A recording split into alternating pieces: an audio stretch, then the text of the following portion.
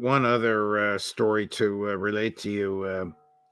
This airman that immolated himself in front of the Israeli embassy, Aaron Bushnell, our friend and colleague, Max Blumenthal, who's a latter-day Seymour Hersh when it comes to digging things up, found his orders. There it is. That he was ordered to be ready on a moment's notice to deploy to Israel. And it was, listen, I don't defend suicide. I don't defend what he did, but the American people need to understand it, and the media needs to address it.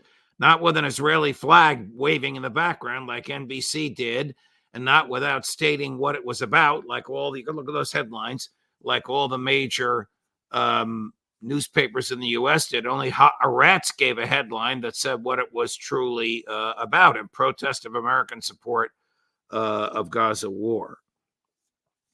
But the American public needs to know what we didn't know until Max reported this a few hours ago. That American airmen have been told to get ready on a moment's notice to deploy, and it's mandatory. As soon as we tell you, you'll go. And this, put it up again, Chris, I think it was November when this, there's a date on there somewhere. 21 November 2023. There you go. Your thoughts? You know, it's interesting when you go through this man's social media. He has a posting that says, a lot of people wonder, there it is. Many of us like to ask ourselves, what would I do if I were alive during slavery or the Jim Crow South or apartheid? What would I do if my country was committing genocide? And the answer is, you're doing it right now, which is nothing. This is the harshest indictment of American citizens that has been put out there by anybody in modern times. And it's done by an airman of the United States Air Force. He has exposed the American people for the moral hypocrites that we collectively are. We claim to be somebody who, is a nation who stands for right, doing the right thing. And we all sit there and speak of this. But how many Americans have actually got off their butts and gone out and done something? At least, I'm not perfect, but at least when I say I want to improve relations between the United States and Russia, I get off my ass and I travel to Russia and I put it all on the line in trying to improve relations. I'm doing my best effort. There's other people out there to do the same thing for Gaza, doing the same thing. But the vast majority of the Americans are sitting at home doing nothing. And I think this man, this kid, who has apparently a moral conscience that is just consumed him. He's somebody who just said, I've got to do something. And he looked at the examples of history. I mean, if you study war, one of the more telling moments during the Vietnam War is when the Buddhist monk immolated himself in protest of the conflict.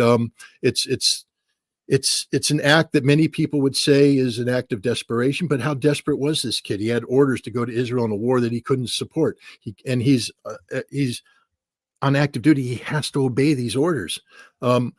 And how, so does he bottle this up inside and say, well, I'm against all this, but I'm going to do my job. I'm going to do my duty. Well, apparently he couldn't. But then he said, what do I do about this?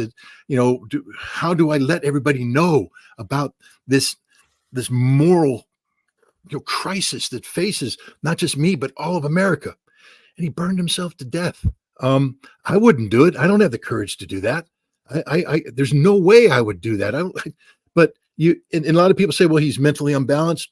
Maybe. What I say is this man's a freaking hero, excuse my language, but this is a guy who believed in something, and he paid the ultimate price to send a message, to get people to talk and reach in deep inside and say, what am I going to do about this genocide that's being committed in our name, our collective name? And it's not just being committed in our name, our government's actively complicit. And that makes us, we the people of the United States of America, this democratic republic that we have, we elected these people to act in our name, and they're doing things in our name that is criminal, that is genocidal. What are we going to do about it? And as he said, many people talk about it. They say, what would we do? Ask yourselves, everybody watching the show, look in the mirror. What would you do? And the answer is, you're doing it. Nothing.